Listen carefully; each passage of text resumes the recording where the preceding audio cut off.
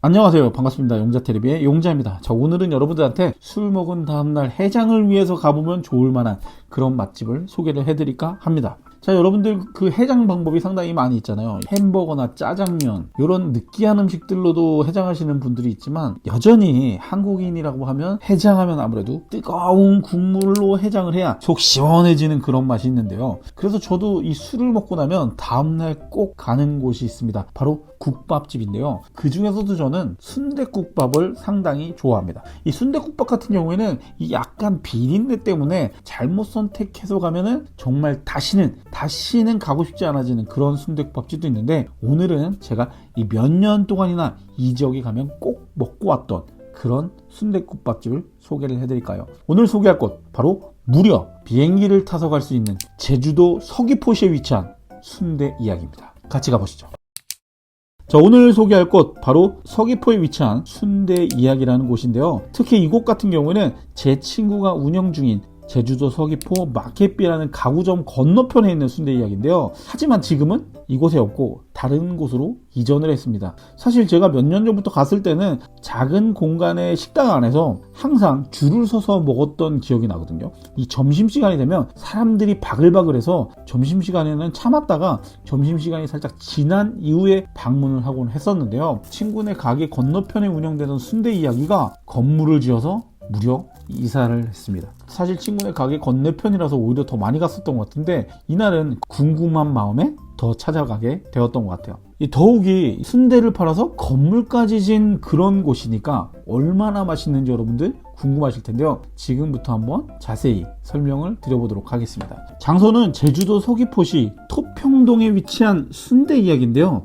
이 건물을 새롭게 짓고 안에 깔끔한 인테리어까지 상당히 좀 MZ스럽게 탈바꿈한 그런 모습을 하고 있더라고요. 이 주차 공간이 적지가 않았는데도 불구하고 빠듯하게 주차되어 있는 걸 확인할 수 있었어요. 특이한 건 이쪽에 가시면 아시겠지만 차량 번호판을 보시면 렌트카들이 거의 보이질 않아요. 대부분은 도민들이 이용하시는 그런 식당인데요. 일명 로컬 맛집입니다. 여행객들이 찾기보다는 도민들이 주로 가는 로컬 맛집인데요. 메뉴판을 보니까 순댓국밥 그리고 내장탕을 먹을 수가 있습니다. 전 개인적으로 순댓국밥 드시는 게 낫지 않을까 이렇게 생각이 됩니다. 사실 모든 분들이 사실 순댓국밥을 드시더라고요. 안에도 역시 사람들이 빼곡하게 차 있었는데요. 번호표를 받아서 기다리는 그런 시스템이었어요. 사실 저희가 항상 갈 때마다 조금 늦은 시간에 갔기 때문에 번호표까지 받으면서 기다리지는 않았었는데, 이날은 점심시간에 가서 그런가 번호표까지 받아서 기다리게 되었습니다. 식당 내부를 보시면 아시겠지만 테이블 수가 상당히 많이 있습니다. 사람들이 꽤나 많이들 먹고 있는데 얼마나 많이 기다려야 될까 이런 생각도 하실 수 있는데, 순댓국밥이다 보니까 회전율은 상당히 빠르더라고요. 그렇기 때문에 오랜 시간을 기다리지 않고 빠르게 진행되기 때문에 늦게 가시더라도 한 30분 정도만 기다리시면 바로 드실 수가 있습니다. 이 덜어 소주 한 잔 시켜가지고 술잔을 기울이시는 분들도 계시는데요. 대체적으로는 식사들을 많이 하고 계시기 때문에 회전율은 상당히 빠른 것 같아요. 사실 저도 이날 그 순댓국밥에 소주가 너무 땡기곤 했었는데 차를 가져온 상태였기 때문에 술을 먹기는 조금 힘들었습니다. 굉장히 아쉽더라고요. 20-30분 정도를 기다려서 자리를 드디어 차지했는데요. 이상하게도 배치를 받은 배정 자리가 6명이 앉을 수 있는 테이블을 배정을 받았거든요. 그렇다는 건 우리 옆에 누군가가 앉을 수도 있다는 얘기인데, 정말 아쉽게도 무려 3명이 자리를 앉게 됐습니다. 이건 거의 합석이라고 봐도 무관할 정도인데요. 한 테이블에 같이 앉은 그런 느낌이었어요. 상당히 좀 불편한 그런 느낌이었는데, 더욱이 옆에 앉으신 분들이 여성분 3분이셔가지고 더 민망하고 그랬던 것 같아요. 제가 이날 카메라를 들고서 이제 촬영을 하던 중이었는데 여자분이 계속 힐끔힐끔 쳐다보시더라고요. 그럼에도 굴하지 않고 여러분들한테 좋은 정보를 위해서 열심히 찍어 보도록 하겠습니다. 여러분들 구독과 좋아요, 알림 설정 부탁드리도록 할게요. 얼마 기다리지 않으면 이렇게 순댓국밥이 이렇게 뜨뜻한 국물로 이렇게 나오게 되는데요. 보글보글 끓는 그 향이 상당히 좋습니다. 사실 순댓국밥집을 잘못 들어가게 되면 비린내가 진동을 하는 경우들이 많은데, 순대 이야기 같은 경우는 비린내도 거의 나지 않고 상당히 좀 맛있게 즐겼었던 그런 기억이 있습니다. 다대기를 이렇게 같이 넣어서 이렇게 주시는데요.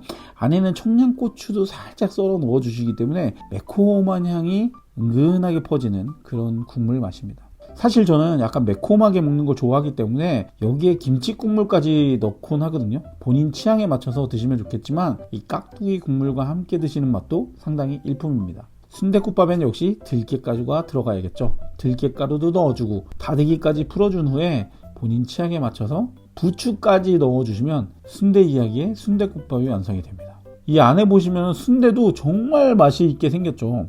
아, 이거에다 소주 먹으면 진짜 맛있는데.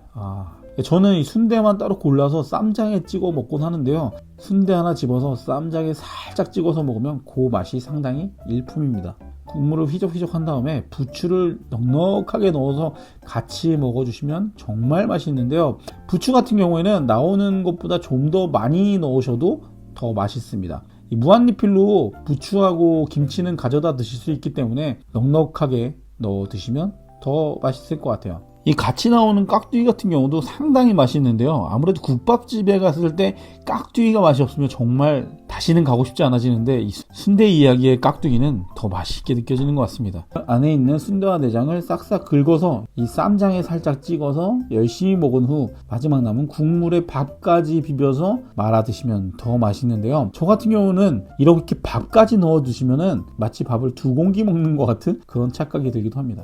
이 배고플 때 이렇게 먹으면은 그게 그렇게 맛있는 것 같아요. 사실 이날은 웅녀가 다른 곳을 가길 원했었는데 제가 전날 사실 햄버거를 먹었거든요. 이번에는 꼭 한식을 먹어야겠다.